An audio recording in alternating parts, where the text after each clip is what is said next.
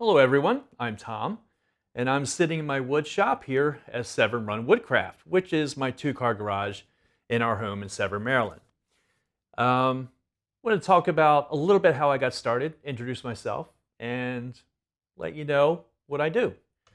So, uh, really, my whole adventure into this was moving into our new house in Severn, and we have this two-car garage. And at the time when we moved in, I really didn't have any idea to turn this into a wood shop until we had an experience with an online retailer, Wayfair.com. We wanted to get a small little bar to put in our living room. And what had happened is that, well, see for yourself.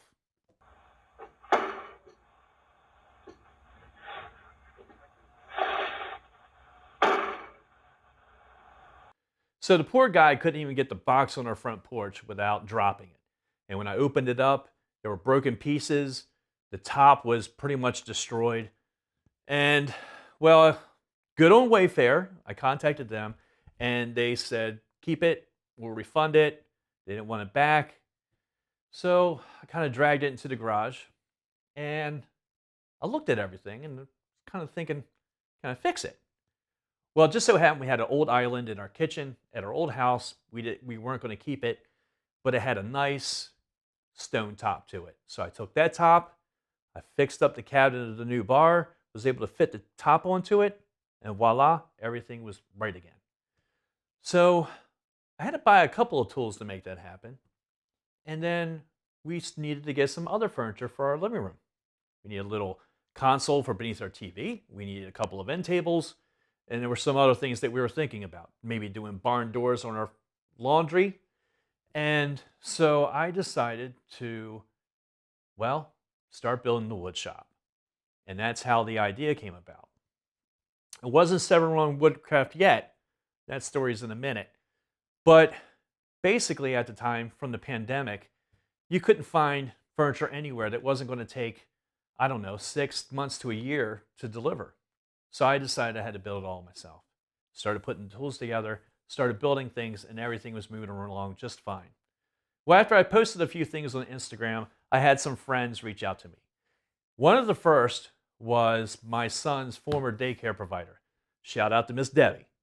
So she had sent me a photo of what was called a little library, which is basically just a box with a door on top of a post. And a lot of people put these in front of their homes so that they can leave a book, take a book, and everyone in the neighborhood can kind of, share books. Some people use them for other items too. Sometimes they're used for like small food banks. So I built that. It worked out really well. And then I got a request to do another one. And I started to think, okay, this might be a thing. Well, it wasn't until a special request I got from someone. A friend reached out to me and said she knew someone who had an adoptive son that has special needs. And she was trying to find someone to build her a rocking bed. Not like a full-size bed, but just a platform to sit on the floor that would have a little bit of a curve on the bottom so it could rock a mattress. I said, sure, yeah, I'll do it. No problem. The problem was the material at the time. So she was reaching out to a few agencies that may be able to help fund buying the materials for the project. And most of them said that whoever was building it, for them to donate the money, would have to be a licensed registered contractor or business. Wonderful. Well, at the time, didn't have that thought in my head at all. But I went ahead and started the process just in case it didn't work out. Got to get the paperwork to, and I'll be able to build this project for her. Well, it turned out we did get someone to donate the material that didn't have the requirements. But the ball was already rolling, and I finished the process, and Severn Woodcraft was born. And it was born out of basically a gifted project.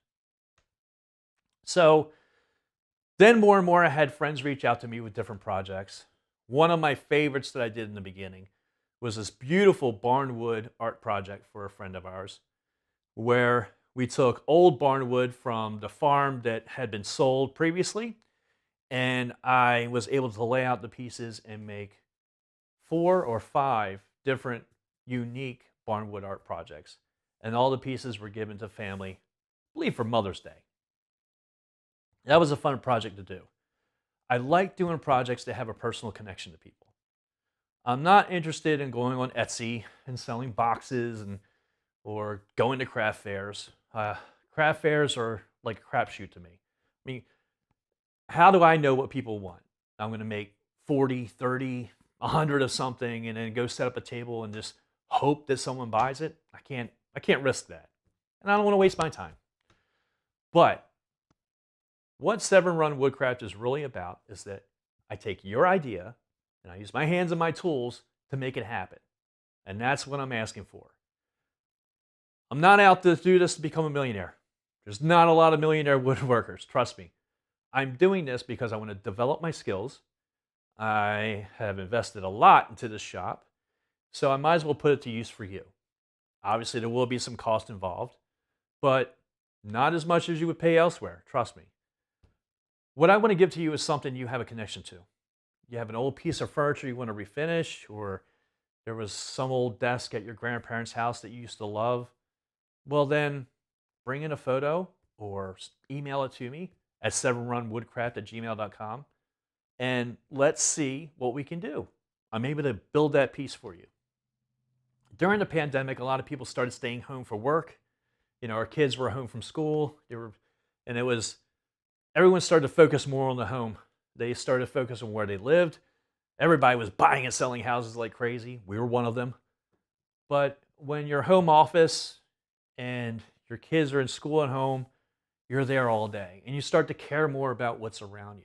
You start to care more about what you're using, what you're sitting at, what you're sitting on, what you're looking at. The one thing that I think over the past 30 years or so is that we've all suffered a little bit from the IKEA effect.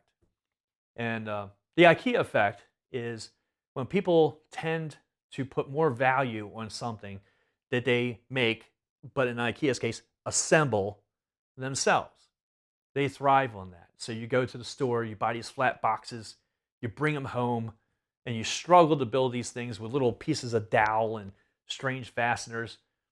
But you did it. You made it with your hands. And then you have this dresser or table or chair or whatever it may be. But how often does it survive through just one move? How often does it survive your kids, your pets, a party or two? I mean, it's all made of soft wood. It's all made of soft pine. And it can be dented. It can be scratched. The finishes aren't great. And the stuff you order online, the press board and the thin metals and all that business. Nothing you buy online or in IKEA is made to last. And I think people are starting to care more about this. I love the fact that the pandemic has brought back woodworking as a whole. If you go online, you go to YouTube, you go to Instagram, there are tons of woodworkers out there and they're doing amazing things. I like being part of that group. I want to do some amazing things and I want to do them for you. And that's why I'm here. So if you have any ideas, you can go to Instagram and find me at Severn Run Woodcraft. Facebook also, same thing, search Severn Run Woodcraft, and you will find me. DM me. If you're one of the people that know me and have my number, text me, call me. Let me know what you want. Over and over again, people find out that I'm woodworking and that I have a shop, and they say, hey, I have an idea for something. And then I hear nothing again. You're not bothering me. That's what I'm here for. That's why I keep spending all this money for all these cool tools. I want to build stuff. I'm running out of ideas for stuff to build for me. Now, my wife, on the other hand, has a full honey-do list. But they're a little bit longer term projects. Now, I will mention, a lot of people tend to confuse woodworking with carpentry. I have been contacted a lot to do like built-in bookshelves. And admittedly, at this moment, I'm not at that level yet. There's a lot of intricacies for bookshelves and getting them to fit a certain space, and I'm not there yet. I will be one day. But what I'm interested in doing is doing furniture, art pieces, boxes, whatever you might need. I will think about kitchen cabinetry. I've done it before. I did my entire kitchen at our former house. And actually, that was a fun project. And I did it with very minimal tools. I am really upgraded now. So if you have any of these kind of projects in mind, contact me. DM me, email me at severnrunwoodcraft@gmail.com. My brain's farting a little bit. or just DM me through Instagram or Facebook. I'll have some links and things above and below and comments, that kind of thing. But if you're in the Anne Arundel County area, Howard County, anywhere within basically a 45-minute range of Severn, I may even just deliver it to you. Contact me, let me know what you need. I'll be posting more videos, and you may find I might post a video with your project. So now not only do you get a cool piece of furniture or a nice piece, but then you've got a video to send to all your friends of how it was built. That's about it. You have any questions?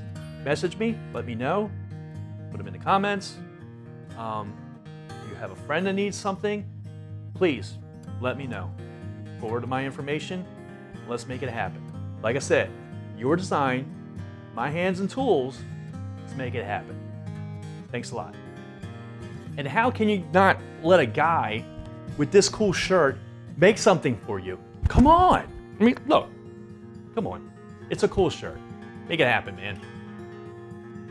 Jeez.